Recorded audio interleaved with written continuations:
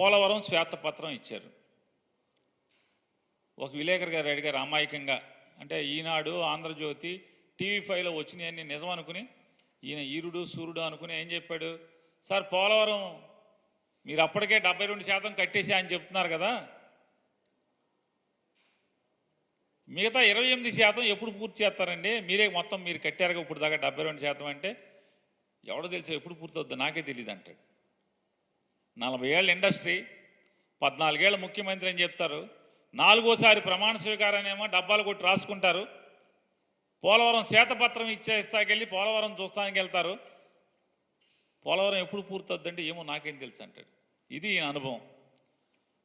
అది అయిపోయిన తర్వాత అమరావతి వెళ్తారు, అమరావతి మొత్తం తిరుగుతారు. విలేకరు గారు అడుగుతారు, సార్ అమరావతి ఎప్పుడు పూర్తి చేస్తారు సార్, ఎంత ఖర్చు అవుద్దని చెప్పని. ఏమయ్యా ఏం మాట్లాడతారు? నిన్ను అడగాలి ఇవన్నీ కూడా, నిన్ను కూర్చోబెట్టి ఇక్కడ అడిగితే అప్పుడు చెప్తావు సమాధానం. అతను విలేకరు ఉద్యోగం అతనిది, అతన్ని అక్కడ కూర్చోబెట్టితే మరి రాజీనామా చేసి కూర్చోబెట్టాల్సింది కదా విలేకరు గారిని. కూర్చోబెడితే ఏమని చెప్పేవాడేమో, ఆయన ఓ రోజంతా అమరావతి అంతా తిరిగి చెప్పేవాడేమో ఇంత ఇన్నాళ్ళలో పూర్తి చేస్తా, లేకపోతే అవుద్దా అవుదా అని. అమరావతి అవుతుందా అవదా? ఇంతమంది అమాయకుల్ని ఆశ పెట్టారు కదా, ఇవాళ రండి కొత్తగా ఇక్కడ పెట్టుబడులు పెట్టండి అని పిలుస్తున్నారు కదా. ఇవన్నీ కూడా తూచి కార్యక్రమాలు. అలాగే విద్యుత్ శాఖ మీద శ్వేతపత్రం ఇచ్చారు. ఆ శ్వేతపత్రం రోజు కూడా విలేకరులందరూ మిత్రులందరినీ కూడా పిలిచారు. అన్ని జగన్మోహన్ రెడ్డి గారి మీద అసత్యాలు చెప్పారు, లేని అప్పులు చెప్పారు, పాపాలు అప్పులు చేసిందేమో ఆయన చేసేసి. ఒక విలేకరు గారు అడిగారు, ఏమండి మీరు నాణ్యమైన విద్యుత్ని రేటు పెంచకుండా రేట్లు తగ్గించిస్తా అని చెప్పారు కదా అంటే వెంటనే విలేకరు మీద రివర్స్ అయిపోయారు. ఏం మాడుతున్నాను, ఎవరు చెప్పాడు? ఆయన చెప్పానా? ఆయనే చెప్పాడు. ట్రూ అప్ ఛార్జెస్ లేకుండా జగన్మోహన్ రెడ్డి గారు ట్రూ అప్ ఛార్జెస్ పేరుతో కరెంటు రేట్లు పెంచకుండా ట్రూ అప్ ఛార్జెస్ మీద మీ మీద భారం వేసి మీ మీద విపరీతంగా బాదుతున్నాయని చెప్పని, బాదుడు అని చెప్పని ఊరు తిరిగారు, పేట తిరిగారు, సందు తిరిగారు, గొంతు తిరిగారు. తండ్రి కొడుకులు ఇద్దరు, ఈ తెలుగుదేశం నాయకులందరూ కూడా, ఇవాళ ఎమ్మెల్యేలు మంత్రులైన వాళ్ళందరూ కూడా తిరిగారు. పవన్ కళ్యాణ్ గారు కూడా చెప్పారు,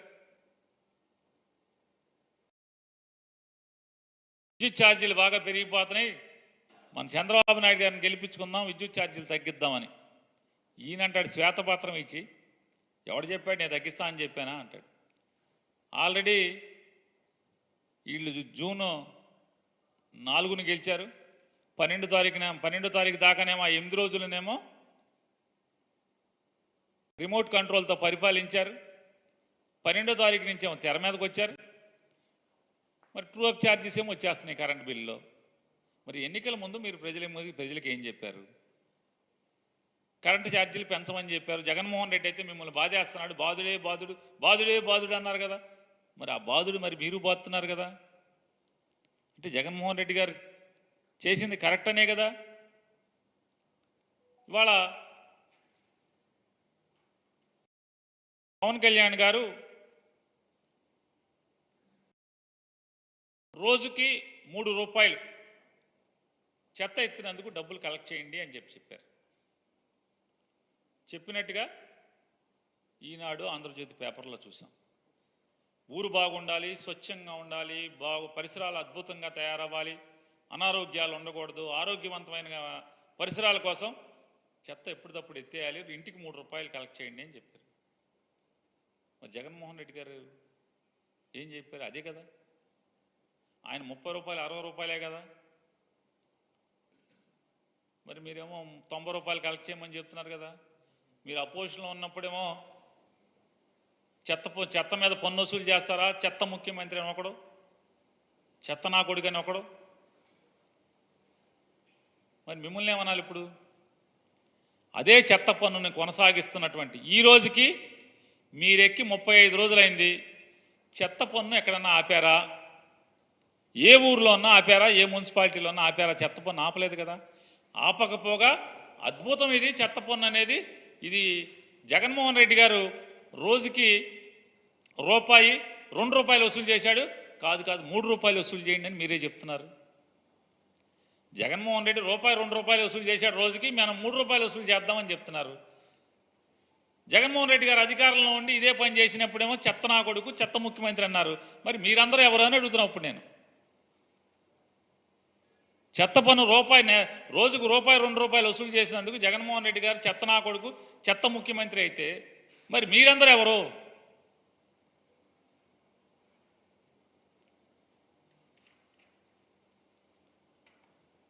మైన్స్ మీద ఇచ్చారు ఆయన పాపం శ్వేతపత్రం. చంద్రబాబు నాయుడు గారు మైన్స్ మీద శ్వేతపత్రం ఇచ్చేయండి అంటే చంద్రబాబు నాయుడు గారు 5 ఏళ్ల కంటే కూడా జగన్మోహన్ రెడ్డి గారు 5 ఏళ్లలోనే మైన్స్ మీద ఆంధ్రప్రదేశ్ రాష్ట్రానికి రాబడి గట్టిగా వచ్చింది. కదా.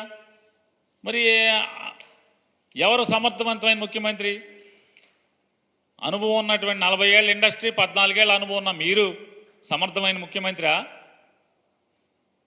కానీ మైన్స్లో మీకంటే 2-3 రెట్లు ఎక్కువ ఆంధ్రప్రదేశ్ రాష్ట్ర ప్రభుత్వానికి ఆదాయం ఎక్కువ వనకూర్చినటువంటి జగన్మోహన్ రెడ్డి సమర్థుడైన ముఖ్యమంత్రి? ఎవరు సమర్థుడు? ఇవాళ ఈయన సమర్థత జోలికి చూస్తుంటే మనం చంద్రబాబు నాయుడు గారి సమర్థత చూస్తే 40 ఏళ్ల ఇండస్ట్రీ, 14 ఏళ్ల ముఖ్యమంత్రి. జగన్మోహన్ రెడ్డి గారినేమో ఇష్టారాజ్యంగా నోటికి వచ్చినట్టు బూతులు తిడుతూ శ్వేతపత్రంలో 4 అబద్ధాలు, 10 జగన్మోహన్ రెడ్డి గారిని బూతులు తిడతాం. ఇదే కదా శ్వేతపత్రం అంటే? తిడతమే, జగన్మోహన్ రెడ్డి గారిని తిడతమే కదా.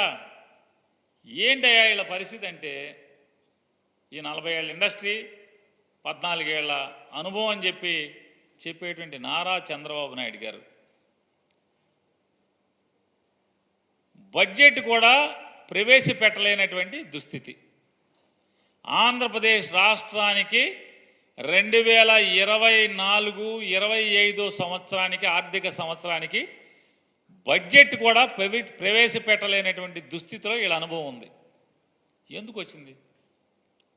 మీ అనుభవం దేం చేసుకుంటాకి? ఏమైనా అక్కడికి వచ్చిందా? బడ్జెట్ ప్రవేశపెట్టలేని పరిస్థితి కదా మీది.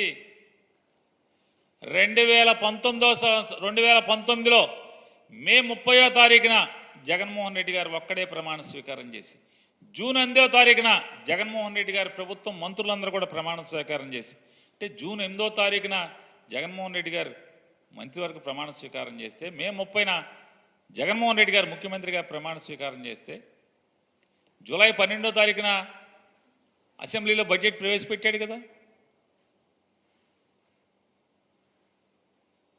జగన్మోహన్ రెడ్డి గారికి ఏం అనుభవం లేదు కదా. అనుభవం లేకపోయినా ప్రవేశపెట్టారు. ఆ రోజు ఇవాళ ఎన్నికల ముందేమో డబ్బులు ఎక్కడి నుంచి వస్తాయి, జగన్మోహన్ రెడ్డి గారి కన్నా ఎక్కువ హామీలు ఇస్తున్నారు కదా, ఆయన ఉన్నప్పుడేమో శ్రీలంక అయిపోద్దని చెప్పారు కదా, ఈ హామీలు ఎక్కడి నుంచి వస్తాయంటే సంపద సృష్టిస్తాం, సంపద సృష్టించి ఆ సంపద ద్వారా మేము జనాలకి మేము ఇచ్చిన హామీలు నెరవేరుస్తామని చెప్పినటువంటి వాళ్ళు ఇవాళ రోజు మంత్రులకి, ఆయన క్యాబినెట్లో కూడా ఇవాళ చెప్తున్నా అంట, అందరికీ చెప్పండి ప్రజలకి డబ్బులు లేవు, ఖజానాలో డబ్బులు లేవు అని చెప్పని. ఇది కూడా మోసమే.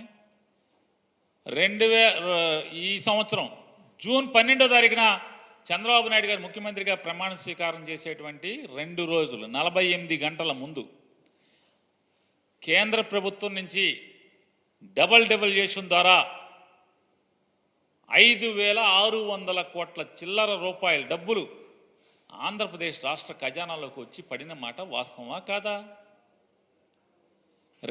అంటే జూన్ 12వ తారీఖున చంద్రబాబు నాయుడు గారు ఆయన ప్రభుత్వం మంత్రిమండలి కలిసి ప్రమాణ స్వీకారం చేస్తే, ప్రభుత్వం ఏర్పాటైతే అప్పటికి 48 గంటల ముందు 5,600 చిల్లర కోట్ల రూపాయలు డబల్ డెవల్యూషన్ ద్వారా కేంద్ర ప్రభుత్వం నుంచి ఈ రాష్ట్రానికి రావాల్సినటువంటి నిధులు వచ్చి జమ అయినాయి కదా.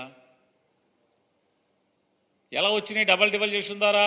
అంటే గడచిన ప్రభుత్వం అంతకు ముందు సంవత్సరం ఏప్రిల్ 1వ తారీఖు నుంచి మార్చి 31వ తారీఖు దాకా వసూలు చేసినటువంటి రెవెన్యూ వసూళ్లలో కేంద్ర ప్రభుత్వం దగ్గర జమ అయితే ఆ జమ అయినటువంటి వాటిల్లో రాష్ట్ర జనాభా దామాషా మేరకు కేంద్ర ప్రభుత్వం పంపించాల్సినటువంటి డబ్బులు అంటే జగన్మోహన్ రెడ్డి గారి ప్రభుత్వం సంపాదించినటువంటి డబ్బులు 5,600 కోట్ల రూపాయలు కేంద్ర ప్రభుత్వం నుంచి ఆంధ్రప్రదేశ్ రాష్ట్ర ఖజానాలోకి వచ్చి పడినాయి. కానీ 2019 మే 30న జగన్మోహన్ రెడ్డి గారు ప్రమాణ స్వీకారం చేసే రోజుకి ఏంటయ్యా ఆంధ్రప్రదేశ్ రాష్ట్ర ఖజానా చంద్రబాబు నాయుడు గారు ఇచ్చెళ్ళిందే అంటే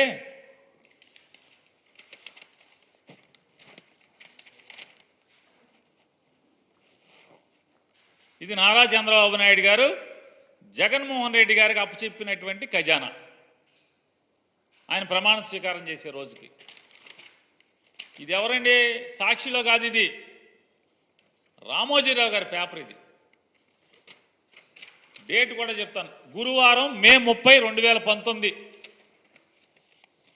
గురువారం మే 30, 2019 ఈనాడులో వచ్చినటువంటి అచ్చు అయినటువంటి వార్త ఇది.